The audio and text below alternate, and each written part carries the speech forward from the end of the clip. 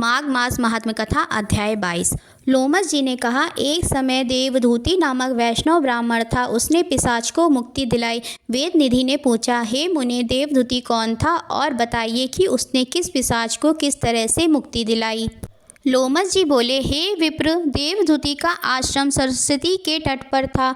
वहाँ सभी तरह के पवित्र वृक्ष थे। इस प्रकार फल फूल वाले वृक्षों, पौधे एवं लताओं के होने से वह स्थान अति रमणीक वन बन गया था। सुंदर कुंजों के होने से आश्रम के आसपास सदैव सुंदर पक्षी मंडराते रहते थे। छोटे छोटे पशु घूमते रहते थे। वहाँ का वातावरण परम शांत एवं मनोहर था। देवधूति के पिता ने उग्र तपस्या के द्वारा भगवान विष्णु को प्रसन्न करके इस पुत्र को वर द्वारा प्राप्त किया था। देवधूति परम धर्मात्मा श्रेष्ठ ब्राह्मण था। वह नियम पूर्वक गर्मी में तपते हुए सूरज की ओर नेत्र करके पंचअग्नियों को प्रज्वलित कर तप करता।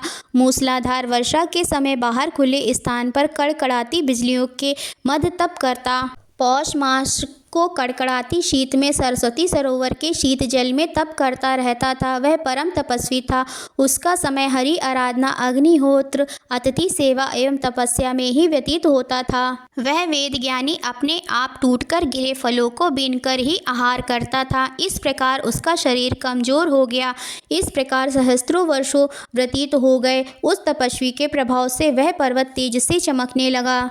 उसके तप तेज को सहने की शक्ति किसी में नहीं थी। उसके प्रसाद से वन के समस्त जीवों ने स्वाभाविका बैर त्याग दिए थे। वह ब्राह्मण तीनों समय नियम पूर्वक नारायण का पूजन करता। हरि चरणों में ध्यान लगाकर सहस्त्रों सुगंध पूर्ण खिले हुए कमल वेद मंत्रों का पाठ करता हुआ विष्णु के चरणों में अर्पित करता। इन समस्त कर्मों के द्वारा वह भगवान विष्णु को प्रसन्न करता। हे विप्र, महर्षि दधीचि के वरदान के कारण ही वह वैष्णव हुआ था।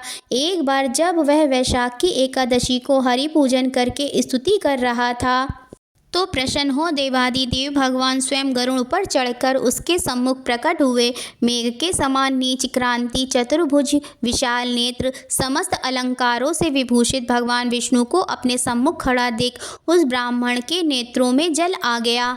उसका मन हर्ष से विभोर हुआ, शरीर पुलकायमान हो गया और कृतार्थ हो ब्राह्मण प्रभु के चरणों में बारंबार दंडवत प्रणाम करने लगा। भगवान ने प्रसन्न होकर कहा, देवधूति, तुम मेरे परम भक्त हो। हे निष्पाप, मैं तेरी तपस्या से प्रसन्न हूँ और तुझे वर देने के लिए आया हूँ। जो चाहे वर मांग लो। प्रभु के वचन सुनकर उसने कहा, हे प्रभु, आपके दर्शन से अधिक कोई वर नहीं। योगी भक्त एवं ज्ञानी आपके दर्शन की कामना करते हैं।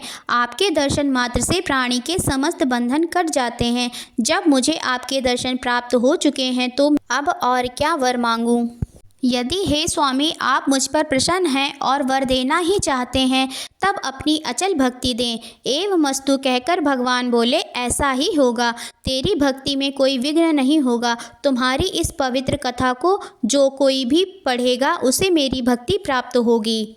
उनके धर्म कार्य तथा इच्छा पूर्ण होंगे। इतना कह भगवान अंतर ध्यान हुए और देवधूति उसी समय से नारायण के ध्यान में रम गए। ओम नमो नारायणा। ओम नमो भगवते वासुदेवाय। आशा करती हूँ आप सभी को यह वीडियो अवश्य ही पसंद आई होगी।